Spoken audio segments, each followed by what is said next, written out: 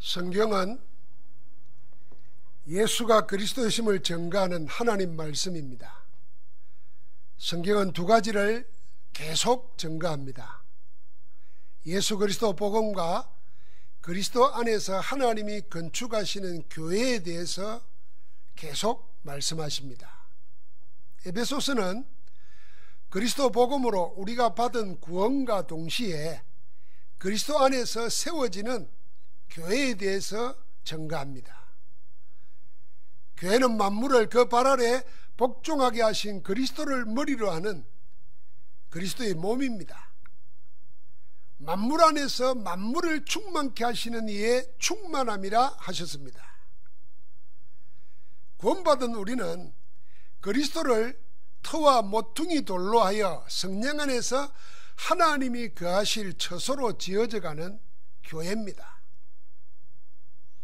하나님의 능력을 미리 보고 미리 갖고 누리고 미리 정복하고 성취하는 응답은 두 가지를 같이 깊이 할 때 일어납니다. 복음과 교회를 깊이 알아갈 때 하나님의 능력이 내게 일어납니다. 그래서 바울은 복음과 교회 안에 나타난 하나님의 능력이 지극히 크심이 어떠한 것을 깨닫게 해달라고, 알게 해달라고 기도했습니다. 오늘 여기서 우리는 한 걸음 더 나아가 교회가 어떤 곳인지를 말씀합니다. 다른 건 다 몰라도 우리가 복음과 교회를 모르면은 하나님과 아무 상관없는 자가 됩니다. 교회에 나와 있지만은 교회를 모르기 때문에 교회의 지도자라고 하는 목사 장로도 사단에게 이용당합니다. 지금 일어나는 교회 지도자를 통해서 나타나는 온갖 사회적인 문제, 비난은 결국은 교회를 모르기 때문입니다. 교회를 인간적인 어떤 조직체나 인간적인 목적 달성을 위한 수단으로 봤기 때문에 교회를 통해서 많은 악을 저지르다가 비난당하는 겁니다. 그러나 복음을 알면은 하나님이 나와 함께 하실 뿐 아니라 교회를 알면은 하나님의 목적을 알게 됩니다. 그래서 우리는 깊이 교회를 배워야 됩니다. 교회는 어떤 것입니까? 오늘 에베소서 3장 1절부터 6절까지는 교회를 이렇게 말씀하십니다. 교회는 하나님의 은혜의 경륜을 품은 곳입니다. 하나님의 은혜의 경륜과 그 비밀을 계시로 알게 하여 기록했다고 말씀했습니다. 2절 3절을 보니까 너희를 위하여 하나님의 그 은혜의 경륜을 너희가 들었을 터이라. 곧 계시로 내게 비밀을 알게 하신 것은 내가 먼저 간단히 기록한 것과 같다 그랬습니다. 여기서 하나님의 경륜이 뭡니까? 경륜, 우리는 잘 쓰지 않는 아주 옛날 말이죠. 영어로는 purpose입니다. 목적입니다. 성삼위 하나님의 중심에 있는 목적과 그 하나님이 중심에 두고 있는 목적을 이루시는 방법을 보고 경륜이라 그럽니다. 그러니까 우리가 경륜을 모르면은 하나님이 가지고 있는 목적도 모르죠. 목적 모르니까 내가 방향을 알 수가 없잖아요. 그러니까 하는 방법도 몰라서 늘 틀린 것을 하게 됩니다. 사람은 이걸 알 수가 없습니다. 그래서 비밀입니다. 이 비밀은 하나님이 알려주시지 않으면 도저히 알 길이 없습니다. 하나님만이 가지고 있는 비밀을 하나님이 직접 알려주셨습니다. 그걸 보고 우리는 계시라고 하는 겁니다. 계시로 하나님만이 아는 비밀의 경륜을 우리에게 알려주셨습니다. 4절에 보니까 그것을 읽으면 내가 그리스도의 비밀을 깨달은 것을 너희가 알 수 있으리라. 하나님의 경륜을 계시로 알리신 비밀이 뭡니까? 그리스도입니다. 하나님께서 역사를 경영하시는 목적과 방법이 그리스도입니다. 그리스도로 구원의 역사를 다 이루셨고 그리스도로 목적하시는 하나님 나라를 완성하십니다. 그리스도가 하나님의 방법이고 하나님의 목적입니다. 그런데 왜 그리스도를 비밀이라고 합니까? 그 이유가 두 가지입니다. 그 첫 번째는 뭐냐면 하나님께서 직접 알려주지 않으면 알 길이 없기 때문에 우리에게는 비밀입니다. 5절에 이렇게 말해서요, 이제 그의 거룩한 사도들과 선지자들에게 성령으로 나타내신 것 같이 다른 사대에서는 사람의 아들들에게 알리지 아니하셨다 그랬습니다. 여기 사람의 아들들은 하나님의 아들들과 반대되는 말이죠. 이 하나님의 아들들을 가르치는 이스라엘과 대조되는 사람들을 보고 사람의 아들들이라 그랬습니다.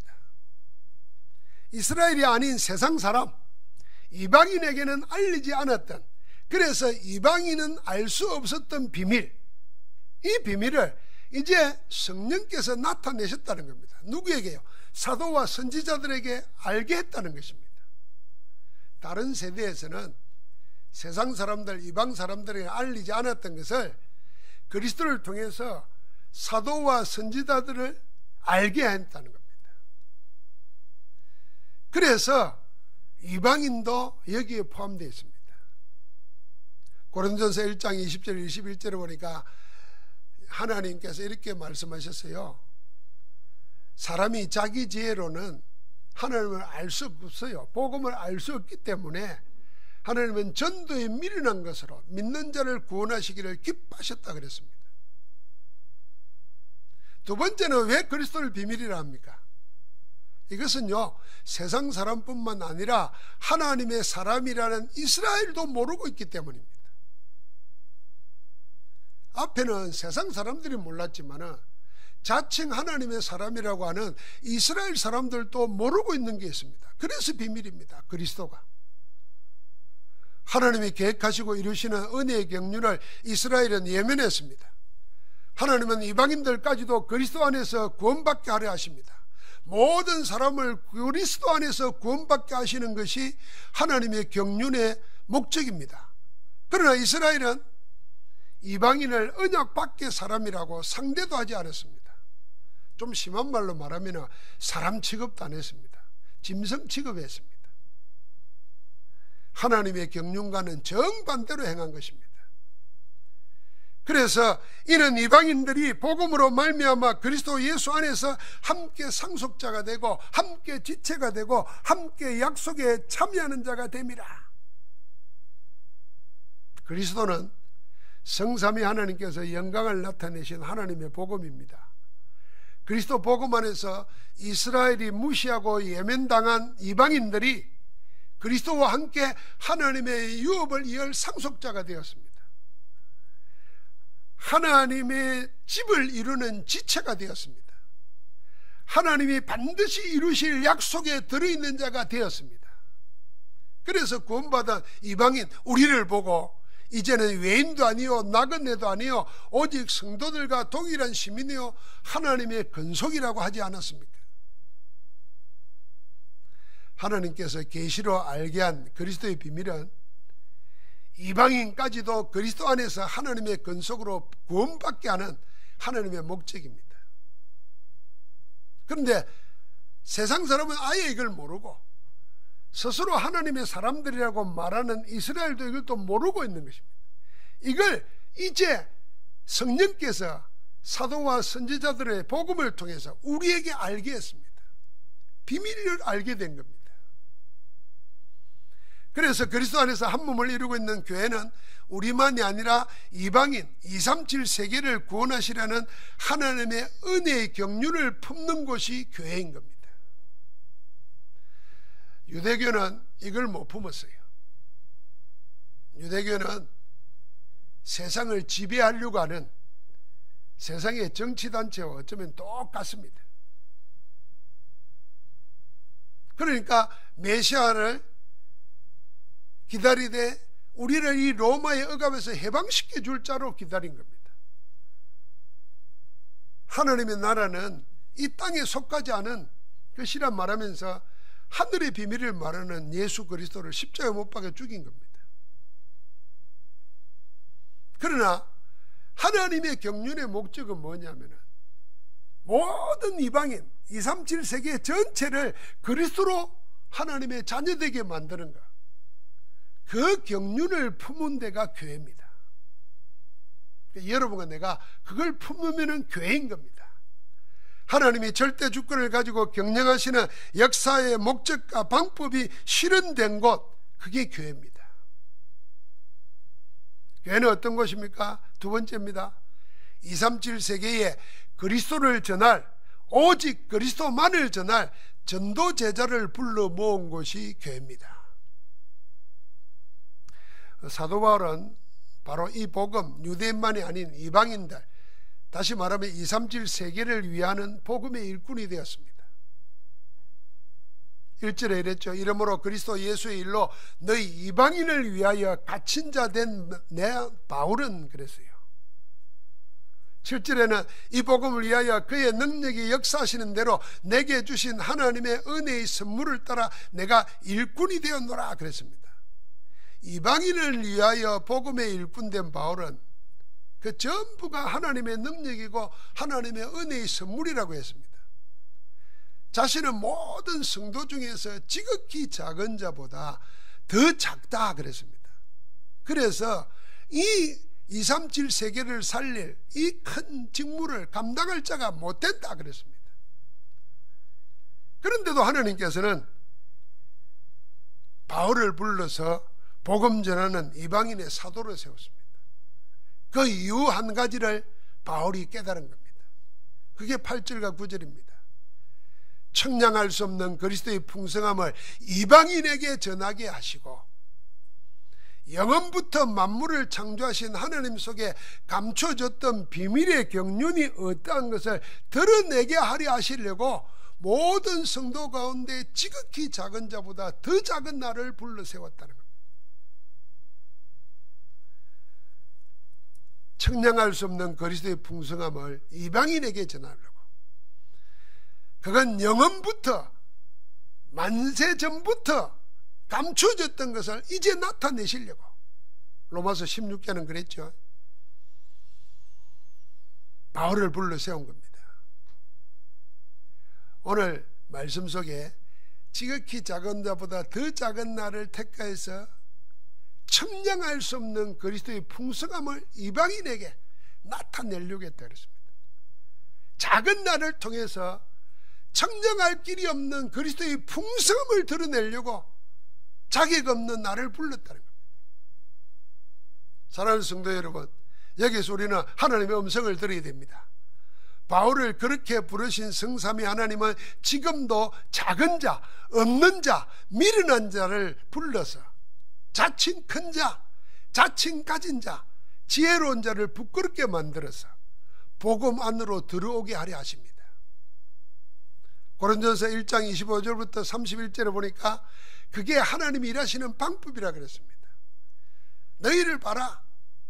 가진 자가 많지 않고 지혜로운 자가 많지 않다. 그러나 하나님은 없는 자를 통해서 있는 자를 부끄럽게 하시고 약한 자를 불러서 강한 자를 부끄럽게 하려 하시고, 그래서 아무것도 자랑하지 말고 그리스도만을 자랑하게 하려고 불러 세우는 일하게 하십니다. 그게 하나님이 일하시는 방법이에요. 사랑하는 성도 여러분, 그렇다고 하면 여러분과 내가 자격 없는 것 맞습니다. 능력 안 되는 것 맞습니다. 그렇다고 도피하거나 부끄러워하거나 포기하거나 주저앉아 있을 이유가 없습니다. 하나님은 그런 자를 불러서 하나님을 자랑하게 하시는 겁니다. 복음은 하나님의 능력이요 지혜입니다. 그러므로 복음 가진 자는 하나님의 모든 것을 가진 것입니다. 부끄러워하거나 숨기거나 도피할 이유가 없습니다. 바울을 237 이방세계를 살리는 전도자로 부르신 하나님은 이제 우리를 237을 품은 복음 전도자로 부르셨습니다. 여러분과 나는 복음의 영광의 찬송이 되었습니다.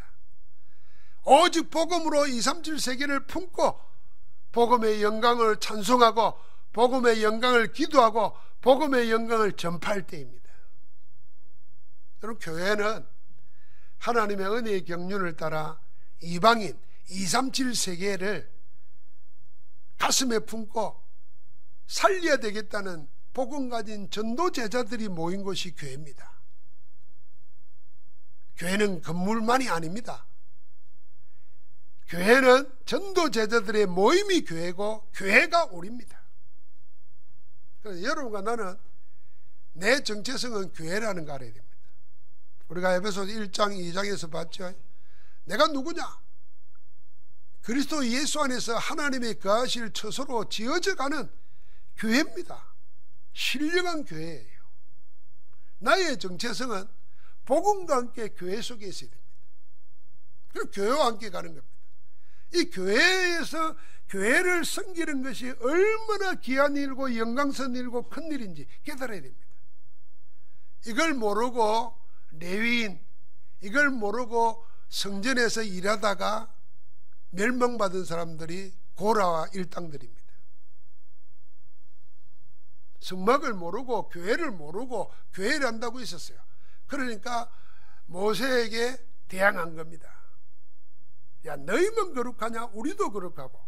더한 말을 했습니다. 하나님이 너희와만 함께 하느냐? 우리와도 함께 한다. 그런데 왜 너희만 그러느냐? 이러는 겁니다. 맞는 말이잖아요. 자기들도 거룩하고 하나님도 자기들과 함께 한다는 거 알았어요. 그런데 그걸 가지고 하나님의 종 모세를 비난합니다. 하나님이 나중에 말합니다. 뭐라 말합니까? 내가 너희들을 택해서 영화롭게 하고 이 성막을 섬기게 하는 일이 작은 일인 줄 아느냐? 그 자체가 어마어마한 일인데, 영광스러운 일인데 그건 놔두고 자리 차지하려고 인간적으로 생각합니다. 그래서 심판당한 겁니다. 우리는 교회가 어떤 곳이냐? 내가 교회입니다. 여러분과 내 개인이 교회라는 걸 알아야 돼요. 지금도 하나님의 성령께서 하나님이 거하실 처소로 우리를 연결시켜 가지고 큰 우주적인 교회, 신령한 교회를 지어가는 겁니다. 그게 내가 있는 겁니다. 그렇다고 하면 교회에서 하는 일, 청소하는 거, 수문 봉사하는 거, 전도하는 거 하나도 헛되지 않습니다. 하나님이 다 그 일을 통해서 영광을 받으실 줄 믿습니다. 그러므로 마지막 세 번째, 교회는 한번 같이 합시다. 237 세계를 품은 교회여야 한다. 예, 교회는 237 세계를 품어야 됩니다. 그게 하나님의 은혜의 경륜이고, 그게 하나님께서 계시로 알게 하신 비밀이고, 그게 그리스도의 목적입니다. 유대인만이 아니고 이방 세계 237 전체를 품은 교회여야 참 교회입니다. 성삼위 하나님은 전도자들이 모인 교회를 통해서 일하십니다. 대표적인 교회가 초대교회 안디옥 교회가 그리했습니다. 안디옥 교회는 스데반이 순교 이후 이방 지역에 세워졌습니다. 죽음을 두려워하지 않는 전도 제자들이 복음 때문에 세운 교회였습니다. 이방 땅 안디옥까지 인도받아 온 전도 제자들이 안디옥 교회였습니다. 성령께서는 그 안디옥의 제자들을 통하여 전 세계를 살리는 선교운동을 시작하셨습니다. 그게 사도행전 13장 1절부터 4절이에요. 금식하며 주를 섬기는 안디옥 교회에 하나님께서 말씀하셨습니다. 바울과 바나바를 따로 세워라. 뭘 위했습니까? 성령이 불러시키는 일을 위하여 따로 세워라 그랬습니다. 온 교회가 또 금식하며 기도하면서 성령의 인도를 받아서 바나바와 바울을 선교사로 파송합니다. 그게 세계 선교, 자발적인 세계 선교의 첫 시작이었습니다. 그들 걸음이 오늘날 세계교회를 만든 것입니다. 성삼위 하나님은 237 세계를 살리는 경륜을 전도 제자들의 모임인 교회를 통해서 이루시는 겁니다. 교회를 통하여 세계 구원이라는 하나님의 지혜를 하늘의 영들에게까지 전가하십니다. 오늘 10절 말씀에 보면 이는 교회로 말미암아 그랬잖아요. 교회로 말미암아, 교회를 통하여 하신다는 겁니다. 뭘 하십니까? 하늘에 있는 통치자들과 권세들에게, 이건 천사들을 말하는 겁니다. 천사들의 직무가 있어요. 직위도 있습니다. 천사장이 있고 또 천군이 있고 천사 심부름하는 파송받아서 일하는 메신저도 있습니다. 그런 모든 것을 하늘에 있는 통치자들과 권세들이라 그랬습니다. 이들에게 하나님의 각종 지혜를 알게 하려 하심이라. 뭘 통해서? 교회를 통해서. 자, 이렇게 보면은 전도 선교는 하늘의 천사들도 하지 못하는 하나님의 일입니다. 천사도 허무하는 일이 뭡니까? 237 살리는 전도 선교입니다. 그래서 찬송가에 천사도 허무하겠네. 뭘요? 복음 전하는 일. 하나님은 그 일을 어디에 맡겼냐? 천사들에게도 맡기지 않고 교회에 맡긴 겁니다. 이것이 237 세계복음화를 품은 교회의 영광입니다. 그래서 우리가 24시간 237 영적 통신망의 파수꾼으로서 성령 안에서 기도할 때 기도로 세계 여행을 하는 것입니다. 하나님은 그때 하늘 군대를 파송하시고 그때 모든 것을 동원하여 연결시키면서 구원의 역사를 이루시는 겁니다. 그래서 교회는 뭘 해야 되겠습니까? 하늘의 영들도 하지 못하는 일, 창세 전부터 예비하신 그 일을 해야 됩니다. 교회는 그리스도 안에서 성삼위 하나님이 예정하셨던 그 일을 하는 곳입니다.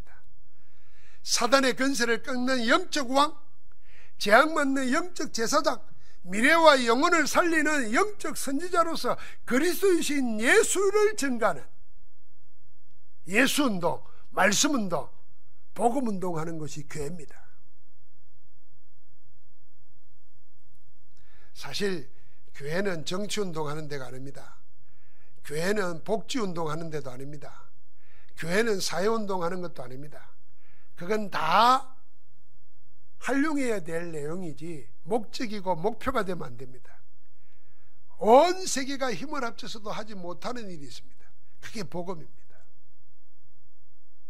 지금 온 세계는 보이지 않는 공포에 휩싸여 있습니다. 코로나 바이러스 때문만은 아닙니다. 이미 오래전부터 막을 수 없는 재앙에 고통당하고 있습니다. 창세기 3장 이후에 눈에 보이지는 않지만 인간의 영혼을 사로잡고 멸망으로 끌고 가는 사탄 마귀의 종이 되어서 시달리고 있습니다. 각종 정신, 마음의 병으로 삶 자체가 무너져 내리는 저주를 당하고 있습니다. 온 세계가 다 그렇습니다. 지금 237 온 세계는 하나님 없는 영적 문제로 시달리는 빈 곳이 되어버렸고 버려진 곳이 되어버렸고 무너진 곳으로 바뀌어버렸습니다. 우리가 그걸 보지 않습니까? 선진국을 보십시오. 후진국은 말할 것도 없습니다. 선진국이 저러니 후진국은 아예 포기하고 살아버립니다.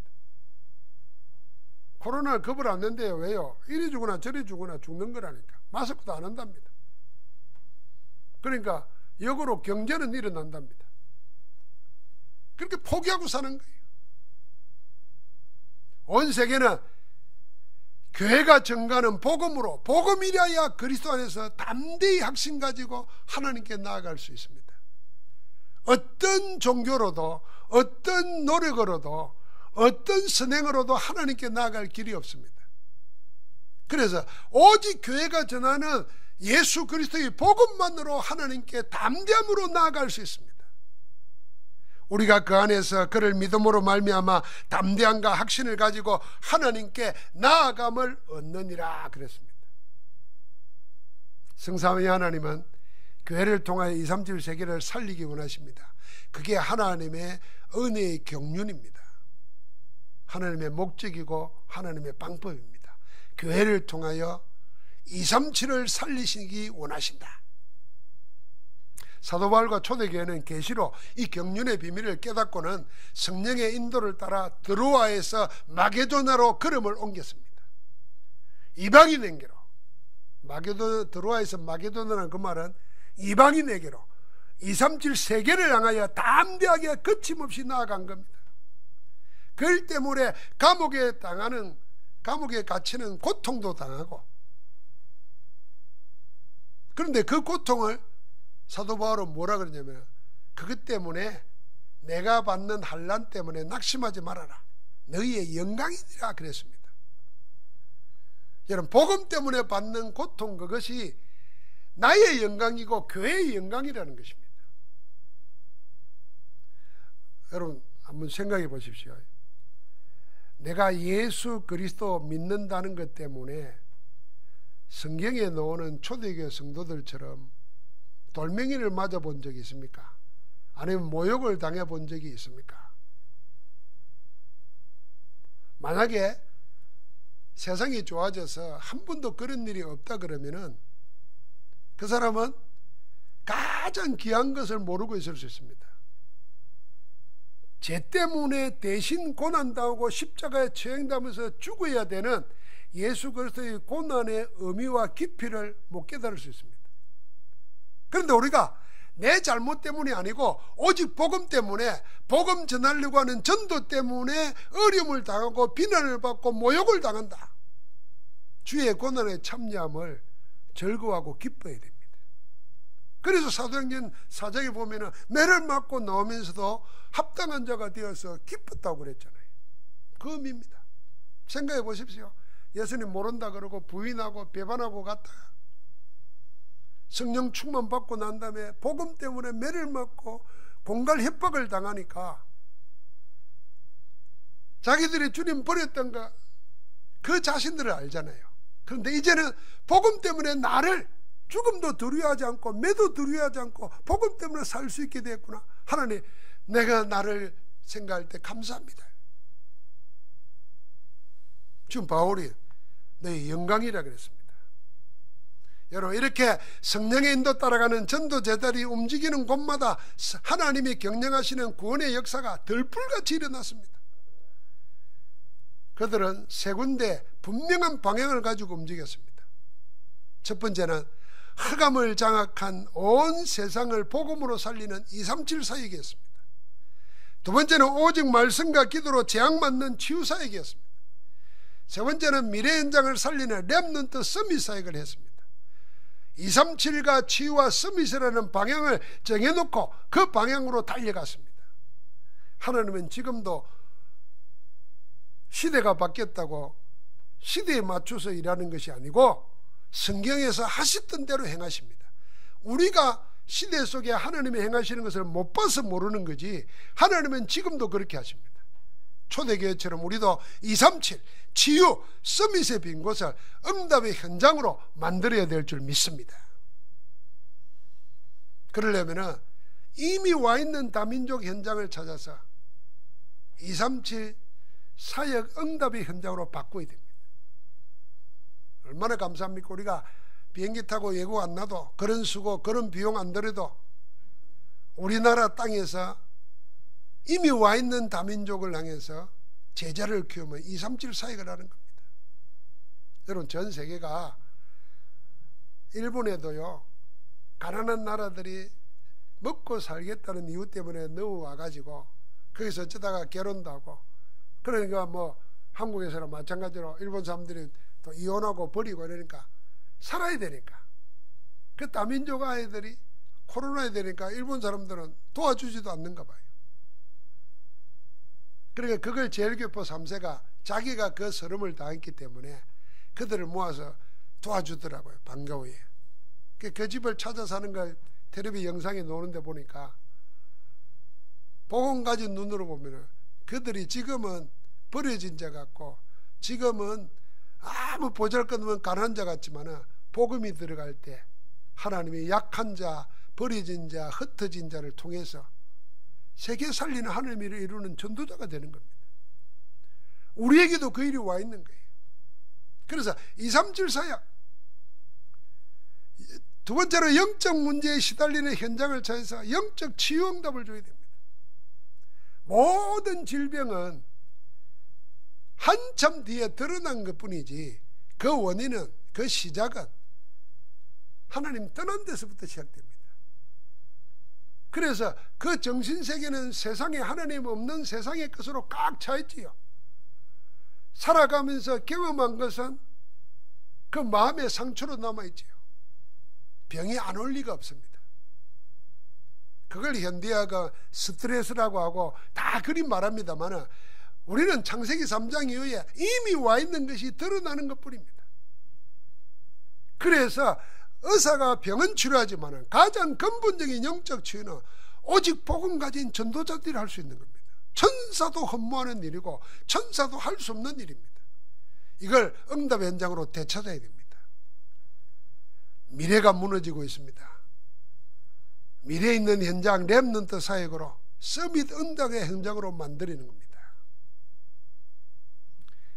사랑하는 성도 여러분, 교회는 성삼위 하나님께서 이방인까지도 구원하려는 은혜의 경륜을 품은 전도 제자들을 모아서 237 세계복음화를 이루시고자 세우신 그리스도의 몸입니다. 그 몸 안에 내가 있는 겁니다. 그래서 우리 각자뿐만 아니라 우리의 업, 우리의 가정, 우리의 산업까지도 세 가지 사역을 24 할 수 있는 영적 시스템으로 만들어야 됩니다. 그게 237 24 시스템 성전, 치유 24 시스템 성전, 서밋 24 시스템 성전입니다. 여러분, 우리 마음에 하나님의 경륜을 품으면은 당연히 하나님의 계시로 알게 한 그리스도께서 하신 일을, 그리스도를 믿고 따르던 초대교회, 성경에 있는 교회들이 했던 일, 그 흐름을 속에 우리가 가야 되잖아요. 그 흐름이 지금 세 가지로 놓은 거예요. 237과 치유와 서밋입니다. 어렵고 힘든 게 아니라 하나님의 경륜 속에 우리에게 알게 해주신 것을 언약으로 품고 뭐합니까? 24 하는 것입니다. 집중하는 것입니다. 그 교회가 진짜 교회라. 보좌의 축복을 누리는 성령 충만한 교회인 줄 믿습니다. 그래서 우리 한 사람 한 사람이 뭐합니까? 내가 237과 치유와 서밋에 집중하는 겁니다. 우리 가정이, 우리의 사역 현장이 그 응답을 누리는 현장 되도록 예수 그리스도 이름으로 축복합니다. 하나님 감사합니다. 우리를 불러 하나님이 거하실 처소로 그리스도의 성령께서 지어가시니 감사합니다. 내가 교회인 것을 알고 교회가 하나님의 은혜의 경륜의 비밀을 가지고 237과 치유와 서밋에 올인할 수 있도록 축복하여 주옵소서.